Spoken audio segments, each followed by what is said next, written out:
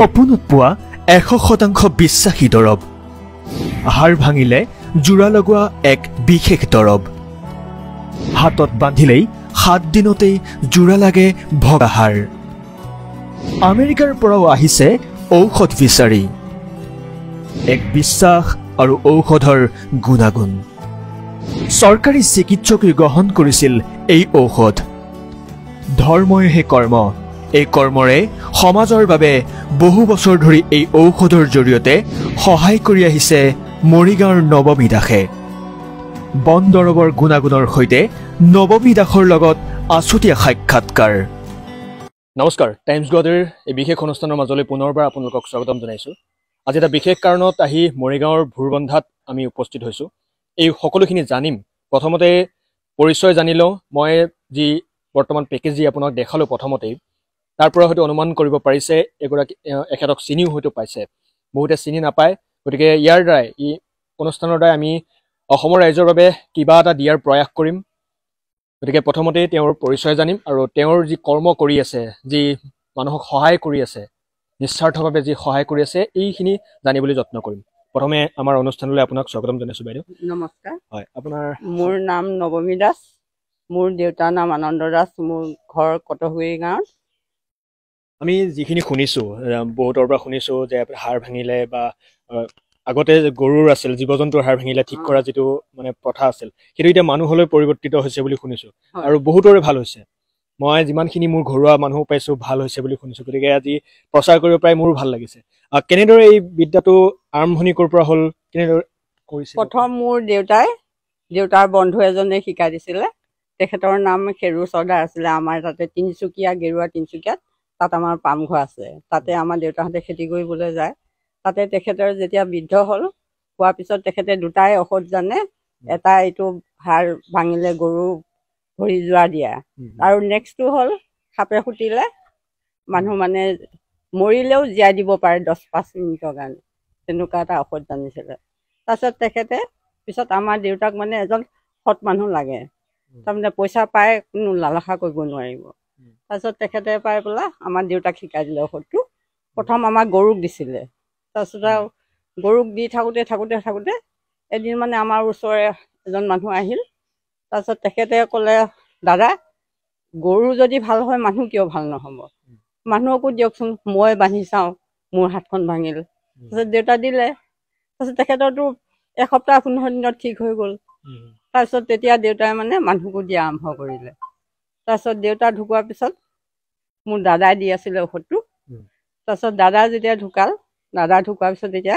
ময়ো দিওঁ মোৰ ভতিজাটোৱেও দিয়ে আহিলে মানে মানুহ ফিৰি যাব নোৱাৰে আৰু আমি শনিবাৰ মঙলবাৰ মানে মানুহ থাকোৱেই তেখেতলোকক মানে হেৰি ফিৰাই নপঠাওঁ আৰু আপোনাৰ মানে যিখিনি কৰি আছে কিমান ডাঙৰ মানে পৰ্যায়লৈকে পাইছে কাৰোবাৰটো হাত ভাঙা কিবা কিমান ডাঙৰ বা উঠিব নোৱাৰা মানুহ ভাল হৈ গৈছে গছৰ ওপৰৰ পৰা পৰি একদম কৈছো নহয় এনেকে পৰি মানে 3 মাহমান বিচনাত সজ্জাগত তেনেকুৱা মানুহ খলাই মানে 3বাৰ মান বান্ধিছে আৰু তেখেতলোকে তাৰপিছত আমাৰ গাঁৱৰ এতিয়া মানুহজন ঢুকাল বাৰু তেখেতৰ ভাল হৈ গ'ল যিখিনি বৈজ্ঞানিক চিকিৎসা পদ্ধতি আছে তাতো হাৰি যায় তাৰপিছত ইয়াত আহি ভাল হয় কেনেকুৱা চিভিলৰ ডাক্তৰে পঠাই দিয়ে আমাৰ ঘৰলৈ চিভিলৰ ডাক্তৰে পঠায় আৰু ডাক্তৰে এই শিৱসাগৰ এজন ডাক্তৰে বান্ধি গৈছেহি তাৰপিছত তেখেতে মোক কৈছে হেৰি বাইদেউ মই ডাক্তৰ হয় কিন্তু আপোনাৰ ঔষধটো বান্ধিবলৈ আহিছোঁ হেৰি কিমান দূৰ সফল হওঁ নাজানোৱে বুলি কৈছে মই কিন্তু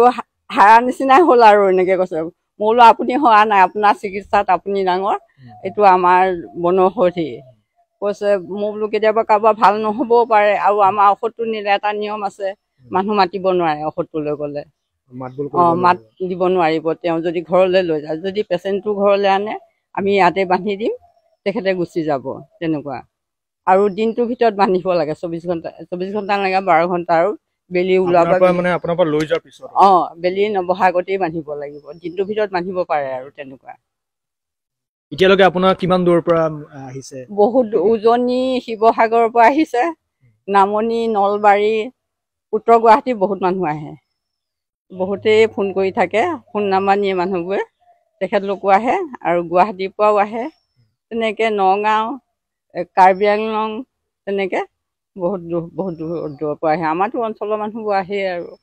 এতিয়া ধৰি লওক কোনোবা দূৰৰ পৰা আহিব লগা হ'ব অঁ নহয় জানো, হয়তো আপোনাৰ অৰুণাচলৰ পৰা যদি আহে কোনোবা সময় লাগিব। আমি এটা মানে প্ৰচেছ কৰি দিছোঁ এতিয়া বৰ্তমান, কিন্তু তেওঁলোকে ভাল পাইছোঁ বুলি কৈছে। তেওঁলোকে শনিবাৰ যদি ঔষধটো নিয়ে, ট্ৰেইনত আহে নহয় মানুহবোৰ, আমি কি কৰোঁ তেওঁলোকক মাটিয়েদি মানে ঔষধটো টোপোলা বান্ধি দিওঁ ঔষধটো দিওঁ।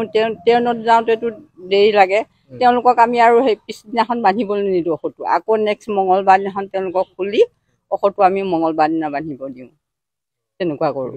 অঁ তেওঁলোকে কিন্তু তেনেকৈ ভাল পাইছে। তাৰপিছত আকৌ নেক্সট আহিছে, আমি সফল হৈছোঁ বুলি ভাবিছোঁ আৰু কাম দিছে ঔষধটোৱে। চিকিৎসা পদ্ধতিটো প্ৰায় খৰচী এটা হয়, কিন্তু এই বনৌষধতো আপোনালোকে কেনেকৈ? আমি বনৌষধিটো মানে আমাৰতো কোনো খৰচ নাই, আমাৰ এডাল নেচাৰেল গছ ধৰি লওক, আমি সেই গছডালক শিপাহে দিওঁ বান্ধি কাপোৰ টকুৱাত বান্ধি দিওঁ। আমি সেইকাৰণে একো খৰচ পাতি, তেওঁলোকে যদি কিবা তামোল পাণ সন্মান কৰে কৰিলে, কিন্তু আমাৰ দেউতাকে আমাক বাৰে বাৰে কৈ থৈ গৈছে, তোমালোকে কোনোদিন পইচা পাই নিবিচাৰিবা মানুহৰ পৰা, কিন্তু ঔষধটো গুণাগুণ নাইকিয়া হৈ যাব। কাৰণ মোক গুৰুৱে শপত দি শিকাই দিছে, সেইকাৰণে ধৰ্ম কৰিবা, কোনো হেৰি নাই। কৈছে তোমালোকে তেনেকৈ জীয়াই খাই থাকিব পাৰিবা, কিন্তু যদি লোভ লালসা কৰে ঔষধে কাম নিদিব। বনৌষধি এটা গুণাগুণ আছে, যদি আমি বিক্ৰী কৰোঁ বস্তুটো কামত নাহিব। চিকিৎসা বিজ্ঞান বহুত আগুৱাই গ'ল, কিন্তু তথাপিও কিন্তু আমাৰ যি ভাৰতবৰ্ষৰ যি বনৌষধৰ যিটো প্ৰথা, বনৌষধি চিকিৎসা পদ্ধতি, এই পদ্ধতিক কিন্তু চিকিৎসা বিজ্ঞানে এতিয়ালৈকে মানে হেৰুৱাই পেলাব পৰা নাই। কিন্তু আমি যিসমূহ গছ পাত লতা পাওঁ, সেই গছপাতৰ লতাৰে হয়তো বহুতৰ বেমাৰ, ডাঙৰ ডাঙৰ বেমাৰো ভাল হোৱা আমি পাইছোঁ। আগত যেতিয়া আমি ভিডিঅ' বনাইছিলোঁ কেঞ্চাৰ বেমাৰ পৰ্যন্ত ভাল হোৱা, সেইসমূহ আমি ভিডিঅ' বনাইছিলোঁ, সেইটো এটা বনৌষধৰ পৰাই। আজি যি হাড় জোৰা লগোৱা এটা পদ্ধতি, এই বনৌষধৰ জৰিয়তে কিমানটা সুন্দৰ পদ্ধতি। আৰু এটা ক'লে ইয়াৰ লগতে আপুনি যিটো সাপে খুটোৱাৰ যিটো কথা ক'লে, তাতো এটা বনৌষধৰ পদ্ধতি আছে। কেতিয়াবাতো আমি চৰকাৰে কেতিয়াবা কৈ থাকে এইবিলাক মানে অন্ধবিশ্বাস বুলি কয়, মিয়া মুছলমান কিছুমান মানুহ আছে, তেওঁলোকেও জৰা ফুকা কৰে। এইটো চিকিৎসা বিজ্ঞানত সেইটোতো সম্পূৰ্ণভাৱে বেন বুলি কোৱা হয়। আপোনাৰ যিটো বনৌষধি কেনেকুৱা? সেইটো ঔষধটো মই নিদিওঁ, ঔষধটো মানে বেলেগ সেই নাতিনীয়েকেহে দিয়ে। তেখেতৰ যিজন আমাৰ গুৰু, তেখেতৰ নাতিনীয়েক নীলমণি বুলি কয়, নীলমণি দাসে লিখে চাগে। তাৰপিছত সেই তেওঁক শিকাই দিলে সেই ঔষধটো, তেওঁ দিয়ে বোলে বগৰী হেৰি আঙাঠা লাগে আৰু তেনেকৈ মাটি চৰুত হেৰি কৰি পেলাই জাৰে আৰু সেইটো ভাল ভাল মানে মানুহজনে ঘৰতেই কৈ দিয়ে, যোন যায় তেখেতক জীয়াই দিব পাৰে নোৱাৰে কৈ দিয়ে। তাৰমানে আমাৰ ইয়াতে এজন মানুহক সাপে খুটিছিলে আমাৰ ওচৰত, তেখেতলৈ মাতিবলৈ গৈছিল, তেখেত ডাইৰেক্ট নাহোঁ বুলি কৈছে তেখেত নেবাচে, মই জীয়াব নোৱাৰোঁ, যদি আপোনালোকক বোলে 10-15 মিনিটৰ কাৰণে জীয়াই দিব লাগে, কিবা সুধিব লগা আছে, তেতিয়াহ'লে মই যাওঁ, তেনেকৈ ক'লে। তাৰপিছত তেখেত নাহিল, এওঁলোকে নানিলে আৰু বেয়াহে লাগিব বেছি বুলি। আপুনি যে ক'লে 10-15 মিনিটৰ বাবে সুধিব পাৰে, তাৰপিছত মানুহজন থাকি যায় নে আকৌ অচেতন হৈ পৰি যায় বোলে, শুনিছোঁ আৰু মইতো ৰাখিব পাৰে আৰু তেখেতে তেনেকুৱা।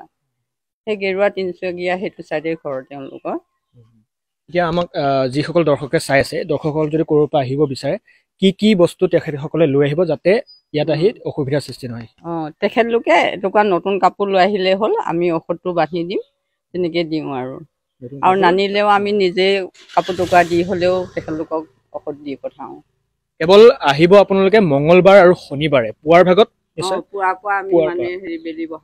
বেলি বহালৈকে, কিন্তু বেলি বহাৰ পিছত বা তাৰপিছত আৰু কণ্টেক্ট নকৰোঁ। আৰু যেতিয়া আপুনি যিজন পেচেণ্ট হয়, পেচেণ্টজন যদি নাহেও, তেতিয়াহ'লে বেলেগ কোনোবা যদি আহে, তেখেতে লৈ যোৱাৰ পিছত কোনো পধ্যে আৰু ঘৰ নোপোৱালৈকে তেওঁ কাকো মাত বোল কৰিব নোৱাৰে। এইটো এটা পদ্ধতি, এই পদ্ধতি অৱলম্বন কৰি বহুতৰ হয়তো আজিলৈকে ঠিক হৈছে, আমি পাইছোঁ, প্ৰমাণো পাইছোঁ। গতিকে বাইদেউক লগ পাই ভাল লাগিল। এইখিনি আৰু কথা, বাইদেউৰ আমি এড্ৰেছ দি দিম, আপোনালোকে আহিব পাৰিব। কিবা সুধিবলৈ থাকিলে আমাক কমেণ্ট কৰিব, আমিও যোগাযোগ কৰিব, আমাৰ ওচৰতে যেতিয়া কমেণ্ট কৰিব। আৰু ইয়াৰ লগে লগে জনাইছোঁ যে বাইদেউ য'ত থাকে হয়তো বহুতৰ অকণমান অসুবিধা হয়, কোনফালৰ পৰা কেনেকৈ আহিলে অসুবিধা হয়, বাইদেউৰ নামটো বা চাৰিআলিত ক'লেও চাগে আপোনাক কৈ দিব। গতিকে অকণমান আপোনাৰ ফুল এড্ৰেছটো এড কৰি দিম, কেনেকৈ আহিলে পাব। নমস্কাৰ, মোৰ নাম নৱমী দাস, দেউতাৰ নাম আনন্দ দাস, কটহগুৰি গাঁৱত গণেশগুৰি চাৰিআলি হৈ সোমাই তিনিমণি এটা পাব, তিনিমণিটোৰ লগতে আমাৰ ঘৰ। তাতে আৰু মানুহক সুধিলেও হ'ব, দোকানবোৰ আছে যে তাতে সুধিলে যে হাড় জোৰা ঔষধ দিয়া মানুহ ঘৰ কোন ঘৰ, তেনেকৈ ক'লেও হ'ব। আৰু মোৰ ভতিজাটোৰ নাম জিতু দাস, তেখেতৰ নামটো ক'লেও আহিব। ঠিক আছে, আৰু পাৰিলে আমি যোগাযোগ নম্বৰটো আমাৰ স্ক্ৰীনত দি দিবলৈ চেষ্টা কৰিম। সেই নম্বৰটো যোগাযোগ কৰিও কিবা যদি অসুবিধা থাকে কেৱল আগদিনাখন কৰিব, কাৰণ মঙলবাৰ আৰু শনিবাৰে তেওঁ অলপ ব্যস্ত থাকে। মই ঘৰৰ নম্বৰ দি দিম, ফোন কৰিলে তেওঁক পাবই। ধন্যবাদ।